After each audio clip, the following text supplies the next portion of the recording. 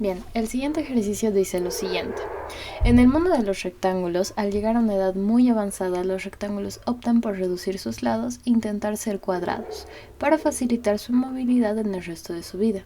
Sin embargo, esto a veces no es posible. Esto a veces no es posible, pero la reducción es obligatoria para todos. Esta sigue las siguientes reglas. Si un lado es par, se divide por 2, y si un lado es impar, se le resta 1. Así de sencillo. Bajo estas condiciones se te pide que, dado las medidas de los dos lados de un rectángulo, los reduzcas cada lado de manera simultánea, intentando formar un cuadrado o hasta que alguno de los lados llegue a 1. Bien, este problema es súper interesante, entonces ha sufrido un pequeño cambio, por eso está distinto, pero ya está. Ok. Primeramente, si un lado es par, se lo divide en 2, y si un lado es impar, se le resta 1. ¿Qué hacemos? Creamos una clase de rectángulos, que esto tiene que ser así, rectángulo. A su vez, creamos el método reducir, que va a recibir la altura y la anchura del rectángulo. Como primer caso base, lo que he hecho es decir, si ya es un cuadrado, entonces no necesito reducirlo, ¿no? Si no es un cuadrado, recién se tiene que proceder con la reducción. Yo no sé cuántas veces voy a llegar a hacer el proceso de reducción, simplemente sé hasta cuándo, ¿no? Sé que lo voy a reducir hasta que uno de los lados sea 1 o hasta que los lados sean iguales. Ahí me dice que ya es un cuadrado. Entonces, una estructura for nunca me va a ser útil, ya que el for necesita un inicio y un fin. Sin embargo, yo no sé cuántas veces voy a repetir, no tengo mi n para saber cuántas veces repetir.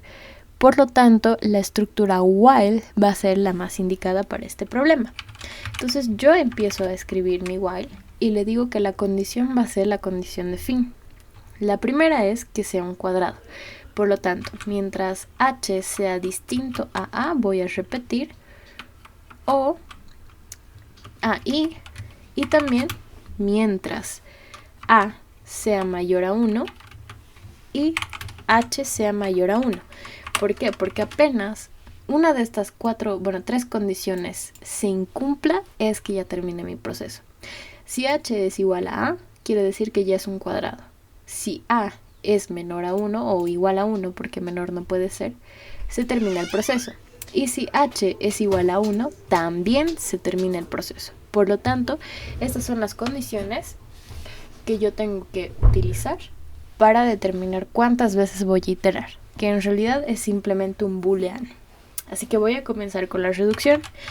Como tengo que hacer ambas simultáneamente, voy a necesitar dos bloques if-else. El primero es para preguntar si h es par.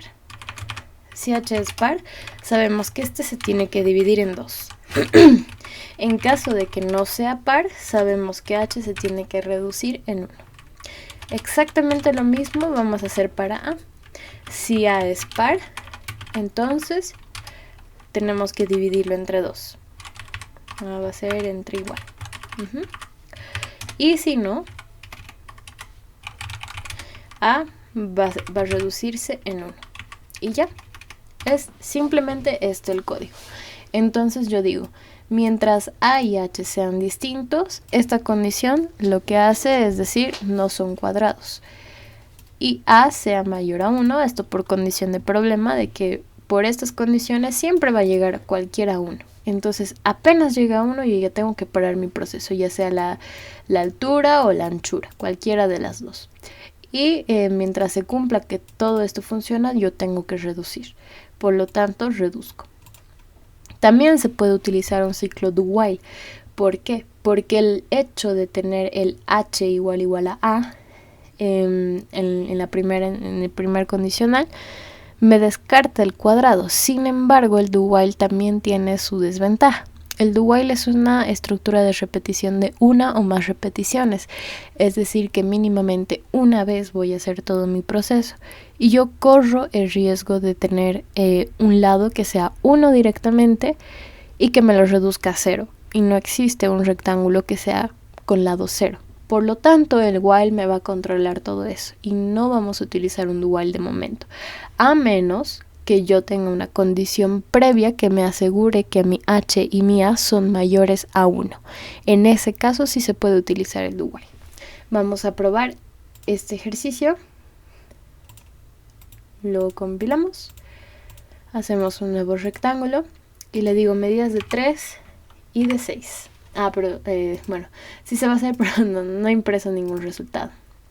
Entonces, una vez terminado todo este proceso, lo que voy a hacer es poner una condición que va a decir si h es igual a es porque es un cuadrado. Entonces voy a imprimir system.out.println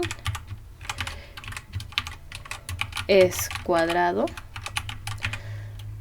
No le voy a hacer un line, voy a hacer simplemente un print para que todo esté en la misma línea. Y debajo voy a hacer un system.out.println, ahora sí print nomás, y medidas, y voy a imprimir las medidas del rectángulo. En caso de que altura por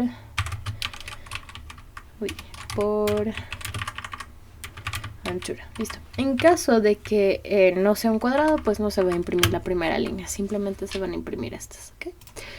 Y le voy a concatenar un salto de línea por si acaso. Listo. Ahora sí vamos a ver cómo se reduce el siguiente rectángulo. Vamos a tener una altura de 3 y una anchura de 6. Bien, verificamos la consola. Y me dice que las últimas medidas que se ha podido es el 1 y el 2. ¿Por qué? Vamos a hacer la prueba de escritorio. H es 3 y A es 6. ¿H es igual a A? No, por lo tanto me paso a mi else. ¿H es distinto a A? Sí. ¿A es mayor a 1? Sí. ¿H es mayor a 1? Sí. Entonces 6 es mayor a 1, 3 es mayor a 1. Por lo tanto digo, H es par. H teníamos que era 3. Dice que no, por lo tanto paso por esta parte. H menos menos. En esta parte pregunto por A. A es igual a 6. Entonces A es par. Sí, sí es par. Entonces lo divido por 2 y A se vuelve 3 y H se vuelve 2. Vuelvo a meter. H es distinto a es mayor a 1 y H es mayor a 1. Cumple todo esto, entro a mi while. Y digo, H, que ahora vale 2, ¿es par? Sí, sí es par. Entonces lo divido por 1 y H vale 1. En este caso, hemos dicho que A vale 3. ¿A es par? No. Por lo tanto, A menos menos. Ahora A vale 2.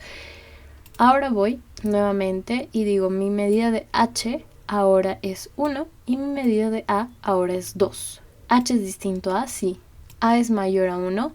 A hemos dicho que vale 2, por lo tanto sí. H es mayor a 1, no. ¿Por qué? Porque H es 1, por lo tanto termino mi while, ya he terminado de reducir. H es igual a A, no, por lo tanto no es cuadrado. Y imprimo las medidas, que es básicamente lo que nos ha dado, que es 1 por 2. Y con eso ya tendríamos el ejercicio 5.